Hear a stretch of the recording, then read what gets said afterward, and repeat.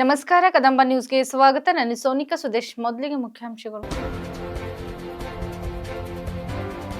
ಪ್ರಧಾನಿ ಮೋದಿ ಭೇಟಿ, ವೇದ ಮಂತ್ರಿಗಳೊಂದಿಗೆ ಬ್ರೆಜಿಲ್ ವಿದ್ವಾಂಸರು ಸ್ವಾಗತ. ಮಾದಕ ವ್ಯಸನಕ್ಕೆ ವಿದ್ಯಾರ್ಥಿಗಳು ಬಲಿ, ಡಾಕ್ಟರ್ ಧ್ಯಾನೇಶ್ವರ್ ನಿರುಗುಡೆ. ಹಾಫ್ ಮ್ಯಾರಥಾನ್ ಓಟ ಪ್ರಥಮ ಸ್ಥಾನ ಪಡೆದ ಜಿಲ್ಲಾ ಕಾರಾಗೃಹದ ಮುಖ್ಯ ವೀಕ್ಷಕಿ ಮಮತಾಬಾಯಿ ಕದ್ರೆ. ಸುದ್ದಿಯ ವಿವರಗಳು. ಆಫ್ರಿಕಾ ಖಂಡದ ನೈಜೀರಿಯಾ ಭೇಟಿ ಬಳಿಕ ಪ್ರಧಾನಮಂತ್ರಿ ನರೇಂದ್ರ ಮೋದಿ ಅವರು G20 ನಾಯಕರ ಶೃಂಗಸಭೆಯಲ್ಲಿ ಪಾಲ್ಗೊಳ್ಳಲು ಬ್ರೆಜಿಲ್ನ ರಿಯೋ ಡಿ ಜನೈರೋಗೆ ಭಾರತೀಯ ಕಾಲಮಾನ ಪ್ರಕಾರ ಇಂದು ಮಂಗಳವಾರ ಬೆಳಗ್ಗೆ ಆಗಮಿಸಿದ್ದಾರೆ. ಬ್ರೆಜಿಲ್ನಲ್ಲಿರುವ ಭಾರತೀಯ ಸಮುದಾಯವು ಪ್ರಧಾನಿ ನರೇಂದ್ರ ಮೋದಿ ಅವರಿಗೆ ಆತ್ಮೀಯ ಸ್ವಾಗತವನ್ನು ನೀಡಿದೆ. ಅವರು ಬ್ರೆಜಿಲ್ನಲ್ಲಿ ರಿಯೋ ಡಿ ಜನೈರೋದಲ್ಲಿನ ಹೋಟೆಲ್ಗೆ ಆಗಮಿಸುತ್ತಿದ್ದಂತೆ ಅನಿವಾಸಿ ಭಾರತೀಯರು ಮೋದಿ ಮೋದಿ ಘೋಷಣೆಗಳನ್ನು ಕೂಗುತ್ತಾ ಭಾರತೀಯ ಸಂಸ್ಕೃತಿಯಂತೆ ನೃತ್ಯ ಮೂಲಕ ಸ್ವಾಗತಿಸಿದರು. ಬ್ರೆಜಿಲ್ನ ವೇದ ವಿದ್ವಾಂಸರು ಪ್ರಧಾನಮಂತ್ರಿ ಮೋದಿಯವರ ಮುಂದೆ ವೇದ ಮಂತ್ರಗಳನ್ನು ಪಠಿಸಿದ್ದು ವಿಶೇಷವಾಗಿತ್ತು.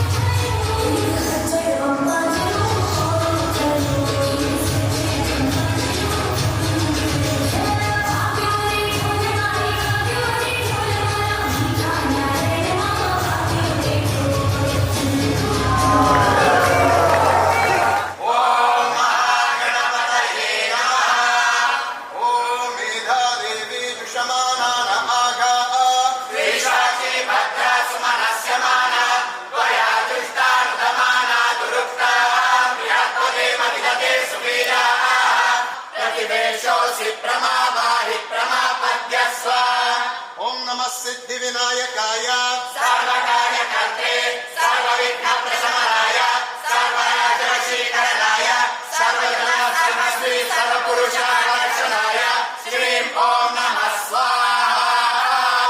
ॐ हर हर नमः पार्वती पदये हर हर महादेव। वाह, बहुत सुंदर। एक्सीलेंट।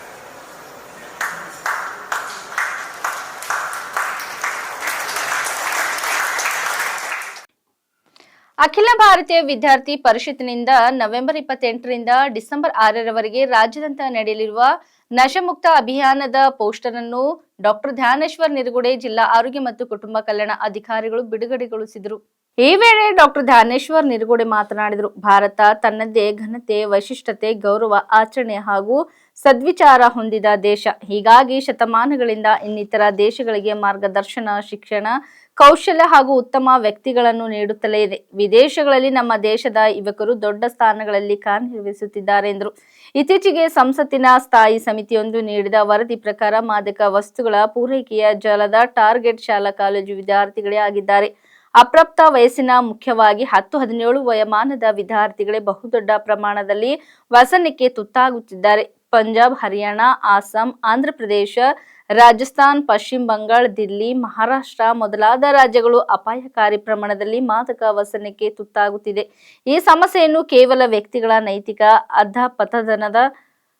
ಅಧಪತನದ ಪ್ರಕರಣಗಳು ಎಂದಷ್ಟೇ ಪರಿಗಣಿಸಿದೆ. ರಾಷ್ಟ್ರದ ಭದ್ರತೆಯ ಸವಾಲು ಭವಿಷ್ಯದ ಪೀಳಿಗೆಗಳನ್ನು ವ್ಯವಸ್ಥಿತವಾಗಿ ನಾಶ ಮಾಡುವ ಸಂಚು ಎಂದು ಹೇಳಿದರು.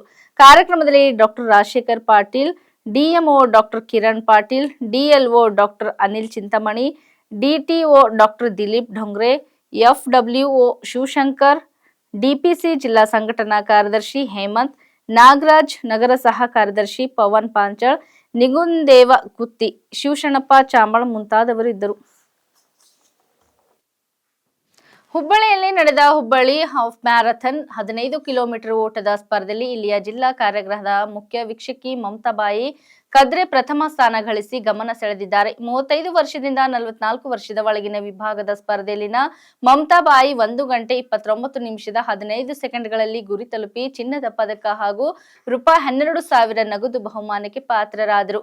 ವಿಆರ್ಎಲ್ ಹಾಗೂ ಹುಬ್ಬಳ್ಳಿ ಫಿಟ್ನೆಸ್ ಕ್ಲಬ್ ವತಿಯಿಂದ ಆಯೋಜಿಸಿದ್ದ ಸ್ಪರ್ಧೆಯಲ್ಲಿ ಕರ್ನಾಟಕ ಸೇರಿದಂತೆ ವಿವಿಧ ರಾಜ್ಯಗಳ ಕ್ರೀಡಾಪಟುಗಳು ಪಾಲ್ಗೊಂಡಿದ್ದರು. ಮಮತಾಬಾಯಿ ಹಿಂದೆಯೂ ವಿವಿಧ ಸ್ಪರ್ಧೆಗಳಲ್ಲಿ ಸಾಧನೆಗೈದಿದ್ದಾರೆ.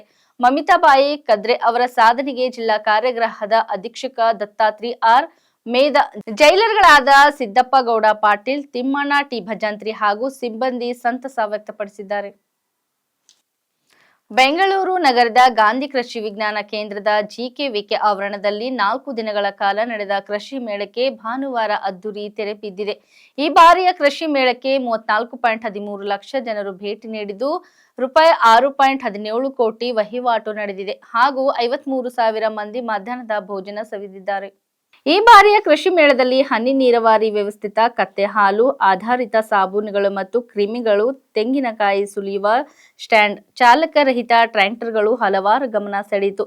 ಅಲ್ಲದೆ ಮೇಳದಲ್ಲಿ ನಾವೀನ್ಯತೆಯು ಕೃಷಿಯನ್ನು ಹೇಗೆ ಪರಿವರ್ತಿಸುತ್ತದೆ ಎಂಬುದನ್ನು ತಿಳಿಸಿಕೊಡಲಾಯಿತು. ಕೊನೆಯ ದಿನ ವಾರಾಂತ್ಯದ ರಜೆ ಕಾರಣ ನಗರವಾಸಿಗಳು ಕುಟುಂಬ ಸಮೇತ ಮೇಳಕ್ಕೆ ಭೇಟಿ ನೀಡಿದರು. ಕೃಷಿ ಮೇಳದಲ್ಲಿದ್ದ ಮಳಿಗೆಗಳಲ್ಲಿ ಜನಜಾತ್ರೆ ಕಂಡು ಬಂದಿತ್ತು. ಅಲ್ಲದೆ ಆಹಾರ ಮಳಿಗೆಗಳಲ್ಲೂ ಸಾಕಷ್ಟು ಜನರು ಸೇರಿದರು. ಬೋಮ್ ಸ್ಪೇಯರ್ಗಳು ಮತ್ತು ಸ್ವಯಂ ಚಾಲಿತ ಪಕ್ಷಿ ಮತ್ತು ಮಂಕಿ ಸ್ಕೇರ್ಗಳಂತಹ ತಂತ್ರಗಳಂತ ಸಾಕಷ್ಟು ಜನರು ಆಕರ್ಷಿತರಾದರು. ಅಲ್ಲದೆ 80 ಅಡಿಗಳವರೆಗೆ ತಲುವ ಸಾಮರ್ಥ್ಯವಿರುವ ತೆಂಗಿನಕಾಯಿ ಸುಲಿಯುವ ಸ್ಟ್ಯಾಂಡ್ ಮೇಳದ ಪ್ರಮುಖ ಆಕರ್ಷಣೆಯಾಗಿತ್ತು. ಇದಲ್ಲದೆ ಪರಿಸರ ಸ್ನೇಹಿ ತೆಂಗಿನಕಾಯಿ ತಟ್ಟೆಗಳನ್ನು ಉತ್ಪಾದಿಸುವ ತಂತ್ರ ಕೂಡ ಜನರ ಗಮನ ಸೆಳೆಯಿತು. ಇದಲ್ಲದೆ ಮಣ್ಣು ಮತ್ತು ಹವಾಮಾನದ ನಿರ್ದಿಷ್ಟ ಮಾಹಿತಿ ಒದಗಿಸಿ ಉತ್ತಮ ಗುಣಮಟ್ಟದ ಫಸಲಿನೊಂದಿಗೆ ಹೆಚ್ಚಿನ ಇಳುವರಿ ಪಡೆಯಲು ಸಹಾಯ ಮಾಡುವ ತಂತ್ರಜ್ಞಾನ ಆಧಾರಿತ ಫೈಲೋ ಸಾಧನ ಕೂಡ ರೈತರ ಗಮನ ಸೆಳೆಯಿತು.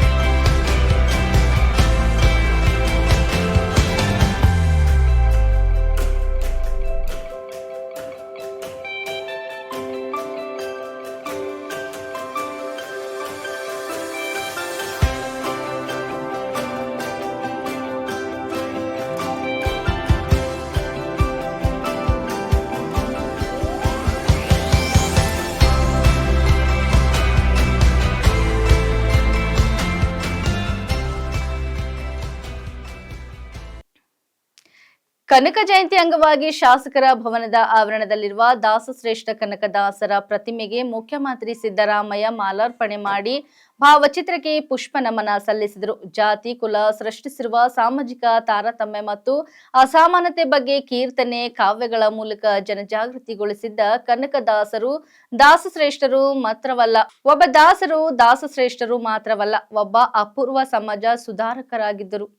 ಜಾತಿ ಧರ್ಮದ ದುರ್ಬಳಕೆಯಿಂದಾಗಿ ಇತಿಹಾಸದ ಚಕ್ರ ಹಿಂದಕ್ಕೆ ಚಲಿಸುತ್ತಿದೆ ಏನೋ ಎನ್ನುವ ಆತಂಕ ಕಾಡುತ್ತಿರುವ ಇಂದಿನ ದಿನಗಳಲ್ಲಿ ಕನಕದಾಸರ ಚಿಂತನೆ ನಮ್ಮ ದಾರಿಯ ಬೆಳಕಾಗಬೇಕು. ಸಮಾಜದ ಕನಸು ಬಿತ್ತಿದ ಕನಕದಾಸ ಜೀವನ ಬೋಧನೆಗಳು ಮನಕುಲದ ಹಾದಿಗೆ ಬೆಳಕಾಗಲಿ ಎಂದು ಆಶಿಸುತ್ತೇನೆ. ಕವಿ, ದಾರ್ಶನಿಕ, ಮಹಾನ್ ಮಾನವತಾವಾದಿ ಕನಕದಾಸರಿಗೆ ನನ್ನ ಭಕ್ತಿ ಪೂರ್ವಕ ನಮನಗಳು ಎಂದು ಮುಖ್ಯಮಂತ್ರಿ ಸಿದ್ದರಾಮಯ್ಯ ಹೇಳಿದರು.